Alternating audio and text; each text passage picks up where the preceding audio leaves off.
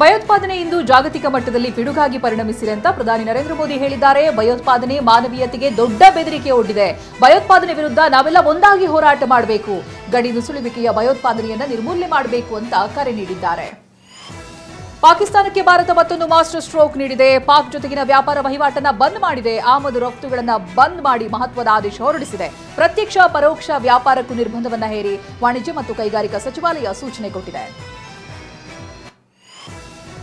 NIA ತನಿಖೆಯಲ್ಲಿ ದಾಳಿ ಹಿಂದೆ ಪಾಕಿಸ್ತಾನದ ನಂಟಿರೋದು ಗೊತ್ತಾಗಿದೆ. ಒಂದಲ್ಲ ಎರಡಲ್ಲ 4 ಲಿಂಕ್ಗಳನ್ನು ಎನ್ಐಎ ಬಯಲು ಮಾಡಿದೆ. ಪಹಲ್ಗಾಮ್ ದಾಳಿಗೆ ಪಾಕ್ನ ಐಎಸ್ಐ ಹಾಗೆ ಎಲ್ಇಟಿ ಜಂಟಿಯಾಗಿ ಸ್ಕೆಚ್ ಹಾಕಿದೆ. ಎಲ್ಇಟಿ ಹೆಡ್ ಕ್ವಾರ್ಟರ್ಸ್ನಲ್ಲಿ ಪ್ಲಾನ್ ರೆಡಿಯಾಗಿದೆ ಅನ್ನುವುದು ಎನ್ಐಎ ತನಿಖೆಯಲ್ಲಿ ಹೊರಬಿದ್ದಿದೆ.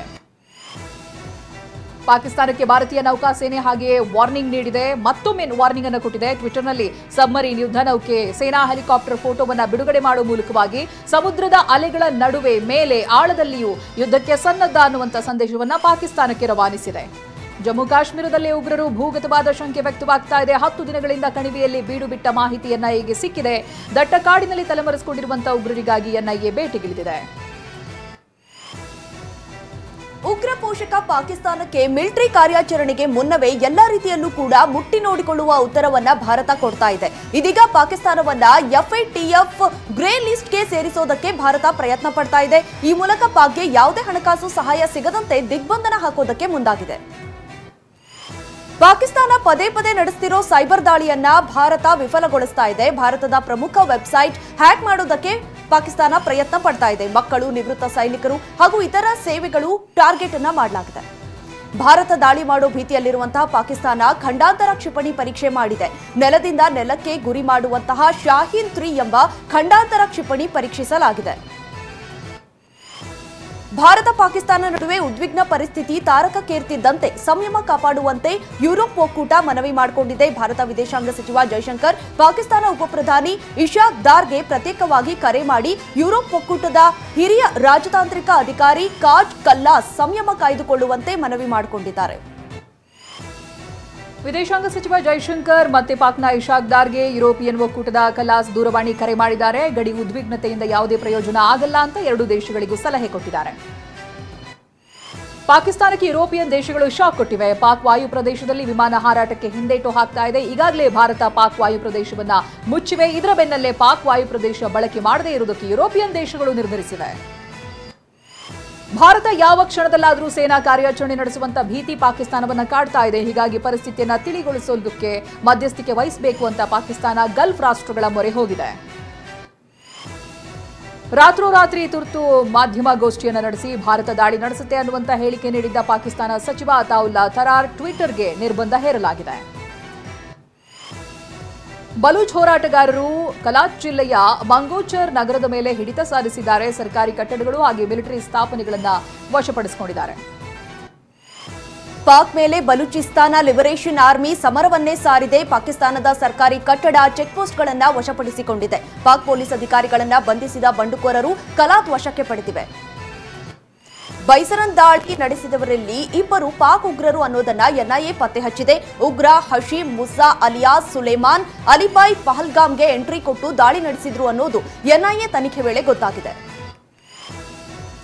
ಪಹಲ್ಗಾಮ್ ಹತ್ಯಾಕಾಂಡ ಖಂಡಿಸಿ ಜರ್ಮನಿಯಲ್ಲಿ ಪ್ರತಿಭಟನೆ ಮಾಡಲಾಯಿತು. ಜರ್ಮನಿಯ ರಾಜಧಾನಿ ಬರ್ಲಿನ್ನಲ್ಲಿ ಸಾವಿರಾರು ಭಾರತೀಯರು ಬೀದಿಗಿಳಿದು ಪ್ರತಿಭಟನೆ ಮಾಡಿದರು. ಪಹಲ್ಗಾಮ್ಗೆ ಜಮ್ಮು ಮತ್ತು ಕಾಶ್ಮೀರದ ಮಾಜಿ ಸಿಎಂ ಫಾರೂಕ್ ಅಬ್ದುಲ್ಲಾ ಭೇಟಿ ಕೊಟ್ಟಿದ್ದಾರೆ. ಪ್ರವಾಸಿಗರ ಜೊತೆ ಫಾರೂಕ್ ಅಬ್ದುಲ್ಲಾ ಪೋಸ್ಟ್ ಕೊಟ್ಟಿದ್ದಾರೆ. ಇದಕ್ಕೂ ಮುನ್ನ ಉಗ್ರರ ಗುಂಡೇಟಿಗೆ ಬಲಿಯಾಗಿದ್ದ ಕುದುರೆ ಸವಾರ ಆದಿಲ್ ಹುಸೇನ್ ಮನೆಗೂ ಕೂಡ ಭೇಟಿ ನೀಡಿದ್ರು. 2019ರ ಸರ್ಜಿಕಲ್ ಸ್ಟ್ರೈಕ್ಗೆ ಪುರಾವೆ ಕೇಳಿದ ಕಾಂಗ್ರೆಸ್ನ ಚನ್ನಿ ವಿರುದ್ಧ ಬಿಜೆಪಿ ಆಕ್ರೋಶ ಹೊರಹಾಕಿದೆ. ಚನ್ನಿ ಹೇಳಿಕೆ ಸೇನಾಪಡೆಯನ್ನ ದುರ್ಬಲಗೊಳಿಸುವಂತ ಯತ್ನವಾಗಿದೆ ಅಂತ ಹೇಳಿದೆ. ಪಾಕಿಸ್ತಾನದ ವಿರುದ್ಧ ನಾನು ಯುದ್ಧಕ್ಕೆ ರೆಡಿ ಇದ್ದೇನೆ. ಕೇಂದ್ರ ಸರ್ಕಾರ ನನಗೆ ಅವಕಾಶ ನೀಡಲಿ ಅಂತ ಸಚಿವ ಜಮೀರ್ ಅಹಮದ್ ಖಾನ್ ಹೇಳಿದ್ದಾರೆ. ಪಾಕಿಸ್ತಾನ ಎಂದಿಗೂ ನಮಗೆ ಸಂಬಂಧ ಇಲ್ಲ. ಪಾಕಿಸ್ತಾನ ಯಾವತ್ತಿದ್ರೂ ನಮ್ಮ ಶತ್ರು ದೇಶಾನೇ ಅಂತ ಹೇಳಿದ್ದಾರೆ. ಪಾಕಿಸ್ತಾನದ ವಿರುದ್ಧದ ಯುದ್ಧಕ್ಕೆ ನಾನು ಕೂಡ ಸಿದ್ಧ ಅನ್ನುವಂಥ ಸಚಿವ ಜಮೀರ್ ಅಹಮದ್ ಹೇಳಿಕೆಗೆ ಕೇಂದ್ರ ಸಚಿವ ಪ್ರಹ್ಲಾದ್ ಜೋಶಿ ಟಾಂಗ್ ಕೊಟ್ಟಿದ್ದಾರೆ. ಜಮೀರ್ ಅಹಮದ್ ಖಾನ್ ಶಾಂತವಾಗಿದ್ರೆ ಸಾಕು ಅಂತ ಹೇಳಿದ್ದಾರೆ. ಪಾಕಿಸ್ತಾನದ ವಿರುದ್ಧ ಮಾಜಿ ಯೋಧರು ಕೆಂಡ ಕಾರಿದ್ದಾರೆ. ಪಾಕಿಸ್ತಾನವನ್ನ ಬಗ್ಗು ಬಡಿಯುವುದಕ್ಕೆ ಇದು ಸೂಕ್ತ ಕಾಲ. ಸರ್ಕಾರ ಓಕೆ ಅಂದ್ರೆ ಪಾಕ್ ಬಗ್ಗು ಬಡಿಯುವುದಕ್ಕೆ 3 ನಿಮಿಷ ಸಾಕು ಅಂತ ಗದಗದ ಮಾಜಿ ಸೈನಿಕರು ಆಕ್ರೋಶ ಹೊರಹಾಕಿದ್ದಾರೆ. ಪಾಕ್ಗೆ ಹೋಗೋದಕ್ಕಾಗದೇನೆ ಮೈಸೂರಿನ ಮಹಿಳೆ ವಾಪಸ್ ಆಗಿದ್ದಾರೆ. 10 ವರ್ಷದ ಹಿಂದೆ ಪಾಕಿಸ್ತಾನದ ವ್ಯಕ್ತಿ ಜೊತೆಗೆ ಮದುವೆಯಾಗಿದ್ರು. ಪಾಕ್ನಲ್ಲಿದ್ದಾಗಲೇ ದಂಪತಿಗೆ 3 ಮಕ್ಕಳು ಕೂಡ ಆಗಿತ್ತು. ಕೆಲ ವರ್ಷದ ಹಿಂದೆ ಮಹಿಳೆ ಭಾರತಕ್ಕೆ ವಾಪಸ್ ಆಗಿದ್ರು. ಸುಹಾಸ್ ಶೆಟ್ಟಿ ಹತ್ಯೆ ಬೆನ್ನಲ್ಲೇ ಸೋಷಿಯಲ್ ಮೀಡಿಯಾದಲ್ಲಿ ಪ್ರಚೋದನಾಕಾರಿ ಬರಹ ಪೋಸ್ಟ್ ಮಾಡಲಾಗಿದೆ. ಪ್ರತೀಕಾರದ ಪೋಸ್ಟ್ ಸಂಬಂಧ 12 ಪ್ರಕರಣಗಳು ದಾಖಲಾಗಿದ್ದು ಕ್ರಮಕ್ಕೆ ಪೊಲೀಸರು ಮುಂದಾಗಿದ್ದಾರೆ. ಹಿಂದೂ ಮುಸ್ಲಿಂ ಪೇಜ್ಗಳಲ್ಲಿ ಪರಸ್ಪರ ದ್ವೇಷ ಸಂದೇಶ ಹರಿಬಿಡಲಾಗ್ತಾ ಇದೆ. ಶತ್ರು ಸಂಹಾರ ಶುರುವಾಗಿದೆ. ಪ್ರತಿರೋಧ ಅಪರಾಧವಲ್ಲ. ಬ್ಯಾರಿ ರಾಯಲ್ ನವಾಬ್ ಹಿಂದೂ ಮಂತ್ರ ಪೇಜ್ಗಳಲ್ಲಿ ಪೋಸ್ಟ್ ಹಂಚಿಕೊಳ್ಳಲಾಗ್ತಾ ಇದೆ. ಸುಹಾಸ್ ಶೆಟ್ಟಿ ಕೊಲೆಯ ಬಳಿಕ ಉದ್ವಿಗ್ನವಾಗಿದ್ದ ಮಂಗಳೂರು ಸದ್ಯ ಸಹಜ ಸ್ಥಿತಿಯತ್ತ ಮರಳಿದೆ. ಖಾಸಗಿ ಸರ್ಕಾರಿ ಬಸ್ ಸಂಚಾರ ಆರಂಭವಾಗಿದ್ದು ಅಂಗಡಿಗಳು ಓಪನ್ ಆಗಿದೆ. ಸಿಟಿ ಬಸ್ ಸೇರಿದಂತೆ ಹೊರ ಜಿಲ್ಲೆಗಳಿಗೂ ಬಸ್ ಸಂಚಾರ ಆರಂಭವಾಗಿದೆ. ನಿನ್ನೆ ದಕ್ಷಿಣ ಕನ್ನಡ ಸಂಪೂರ್ಣವಾಗಿ ಬಂದ್ ಆಗಿತ್ತು.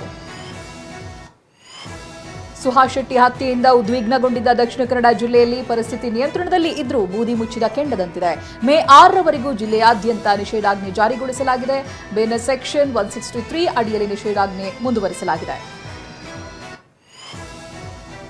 ಸುಹಾಸ್ ಶೆಟ್ಟಿ ಕೊಲೆಯ ಹಿನ್ನೆಲೆ ನಿನ್ನೆ ಮಂಗಳೂರು ಬಂದ್ಗೆ ಹಿಂದೂ ಸಂಘಟನೆಗಳು ಕರೆ ನೀಡಿದ್ವು. ಈ ಹಿನ್ನೆಲೆ ಕಿಡಿಗೇಡಿಗಳು ಬಸ್ಗಳ ಮೇಲೆ ಕಲ್ಲು ತೂರಾಟ ಮಾಡಿ ಅಟ್ಟಹಾಸ ಮೆರೆದಿದ್ರು. ಕಲ್ಲು ತೂರಾಟದಿಂದ 5 ಕೆಎಸ್ಆರ್ಟಿಸಿ ಬಸ್ಗಳಿಗೆ ಹಾನಿಯಾಗಿದೆ. ಪೆಹಲ್ಗಾಂನಲ್ಲಿ ಉಗ್ರರ ದಾಳಿ, ಹಿಂದೂ ಕಾರ್ಯಕರ್ತ ಸುಹಾಸ್ ಶೆಟ್ಟಿ ಹತ್ಯೆ ಖಂಡಿಸಿ ಚಿಕ್ಕಮಗಳೂರಿನ ಆಲ್ದೂರು ಬಂದ್ ನಡೆಸಲಾಗ್ತಾ ಇದೆ. ಬಂದ್ ಹಿನ್ನೆಲೆಯಲ್ಲಿ ಪಟ್ಟಣದಲ್ಲಿ ಅಂಗಡಿ ಮುಂಗಟ್ಟುಗಳನ್ನು ಮುಚ್ಚಲಾಗಿದೆ. ಇಂದು ನಡಿಬೇಕಿದ್ದಂತ ಸಂತೆಯನ್ನ ಕೂಡ ರದ್ದು ಮಾಡಿದ್ದಾರೆ ವರ್ತಕರು. ಬಂದ್ಗೆ ಬೆಂಬಲವನ್ನ ವ್ಯಕ್ತಪಡಿಸಿದ್ದಾರೆ. ಕನ್ನಡದ ಬಗ್ಗೆ ವಿವಾದಾತ್ಮಕ ಹೇಳಿಕೆ ನೀಡಿದ ಗಾಯಕ ಸೋನು ನಿಗಮ್ ವಿರುದ್ಧವಾಗಿ ದೂರು ದಾಖಲಾಗಿದೆ. ಕನ್ನಡ ರಕ್ಷಣಾ ವೇದಿಕೆಯಿಂದ ಬೆಂಗಳೂರಿನ ಆವಲಹಳ್ಳಿ ಠಾಣೆಯಲ್ಲಿ ದೂರನ್ನು ದಾಖಲಿಸಿದ್ದಾರೆ. ಸೋನು ನಿಗಮ್ ಕನ್ನಡ ಭಾಷೆಯನ್ನ ಪೆಹಲ್ಗಾಂ ದಾಳಿಗೆ ಹೋಲಿಸಿದ್ರು. ಹೀಗಾಗಿ ಸೋನು ನಿಗಮ್ ವಿರುದ್ಧ ಕ್ರಮ ಜರುಗಿಸಬೇಕು ಅಂತ ಕರವೇ ಆಗ್ರಹಿಸಿದೆ. ಸೋನು ನಿಗಮ್ ಒಬ್ಬ ಸಾಂಸ್ಕೃತಿಕ ಭಯೋತ್ಪಾದಕ ಅಂತ ಕರವೇ ರಾಜ್ಯಾಧ್ಯಕ್ಷ ಟಿಎನ್ ನಾರಾಯಣಗೌಡ ಆಕ್ರೋಶ ಹೊರಹಾಕಿದ್ದಾರೆ. ಸೋನು ನಿಗಮ್ ಕನ್ನಡದಿಂದ ಬ್ಯಾನ್ ಮಾಡಬೇಕು. ಕನ್ನಡಿಗರನ್ನ ಭಯೋತ್ಪಾದಕರಿಗೆ ಹೋಲಿಸ್ತೀಯಾ? ಕೂಡಲೇ ಸೋನು ನಿಗಮ್ ಕನ್ನಡಿಗರ ಕ್ಷಮೆ ಕೇಳಬೇಕು. ಇಲ್ಲವಾದರೆ ಸೋನು ಕನ್ನಡ ಹಾಡು ಹಾಡುವಂತಿಲ್ಲ ಅಂತ ಆಗ್ರಹಿಸಿದ್ದಾರೆ. ಸೋನು ನಿಗಮ್ ಕನ್ನಡಿಗರಿಗೆ ಅವಮಾನಿಸಿರುವುದು ತಪ್ಪು ಅಂತ ಫಿಲಂ ಚೇಂಬರ್ ಅಧ್ಯಕ್ಷ ನರಸಿಂಹನು ಟಿವಿ9ಗೆ ಪ್ರತಿಕ್ರಿಯೆ ಕೊಟ್ಟಿದ್ದಾರೆ. ಸೋನು ನಿಗಮ್ ಕರ್ನಾಟಕದ ಜನತೆಗೆ, ಕನ್ನಡದ ಜನತೆಗೆ ಕ್ಷಮಾಪಣೆ ಕೇಳಬೇಕು, ಸಾರ್ವಜನಿಕರ ಎದುರು ಕ್ಷಮಾಪಣೆ ಕೋರಬೇಕು ಅಂತ ಆಗ್ರಹ ಮಾಡಿದ್ದಾರೆ.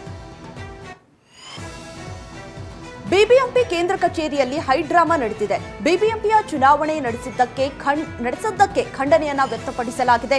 ಪಾಲಿಕೆ ಚುನಾವಣೆಗೆ ಆಗ್ರಹಿಸಿ ಲೋಕಶಕ್ತಿ ಸಂಘಟನೆ ಪ್ರತಿಭಟಿಸಿದೆ. ಬಿಬಿಎಂಪಿ ಕಚೇರಿ ಮುಂದೆ ಚೇರ್ಗೆ ಬೆಂಕಿ ಹಚ್ಚೋದಕ್ಕೆ ಯತ್ನಿಸಿದ್ದಾರೆ. ಸರ್ಕಾರದ ವಿರುದ್ಧ ಘೋಷಣೆ ಕೂಗಿ ಆಕ್ರೋಶ ಹೊರಹಾಕಿದ್ದಾರೆ. ಪ್ರತಿಭಟನಾಕಾರರನ್ನ ಪೊಲೀಸರು ವಶಕ್ಕೆ ಪಡೆದಿದ್ದಾರೆ.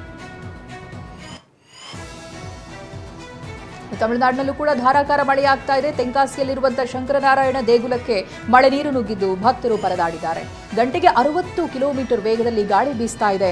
ಮಧುಮಲೈ, ನೀಲಗಿರಿ ಸೇರಿದಂತೆ ಹಲವು ಕಡೆ ಭಾರೀ ಮಳೆಯಾಗ್ತಾ ಇದೆ. ಉತ್ತರ ಪ್ರದೇಶದಲ್ಲಿ ವರುಣಾರ್ಭಟಕ್ಕೆ 2 ಬಲಿಯಾಗಿದ್ದಾರೆ. ಟೆರೈ ಮತ್ತು ಪಶ್ಚಿಮ ಘಟ್ಟಕ್ಕೆ ಸೇರಿದಂತೆ 33 ಜಿಲ್ಲೆಗಳಲ್ಲಿ ಗಂಟೆಗೆ 60 ರಿಂದ 70 ಕಿಲೋಮೀಟರ್ ವೇಗದಲ್ಲಿ ಗಾಳಿ ಬೀಸ್ತಾ ಇದೆ. ಆರೆಂಜ್ ಅಲರ್ಟ್ ಕೂಡ ಘೋಷಣೆ ಮಾಡಲಾಗಿದೆ. 58 ಜಿಲ್ಲೆಗಳಲ್ಲಿ ಇಂದು ಗುಡುಗು ಸಹಿತ ಮಳೆಯಾಗುವಂತ ಸಾಧ್ಯತೆ ಇದೆ. ಮಥುರಾದಲ್ಲೂ ಧಾರಾಕಾರ ಮಳೆಯಾಗ್ತಾ ಇದೆ. ಹಲವು ಏರಿಯಾಗಳು ಮಳೆ ಪ್ರವಾಹ ಸೃಷ್ಟಿಸಿದೆ. ಭೂತೇಶ್ವರ ಹೊಸ ಬಸ್ ನಿಲ್ದಾಣ ಸೇರಿದಂತೆ ಹಲವು ಏರಿಯಾಗಳಲ್ಲಿ ನೂರಾರು ವಾಹನಗಳು ಮಳೆ ನೀರಿನಲ್ಲಿ ಮುಳುಗಿದ್ವು. ವಾಹನ ಸವಾರರು ಇನ್ನಿಲ್ಲದಂತೆ ಪರದಾಡಿದ್ರು.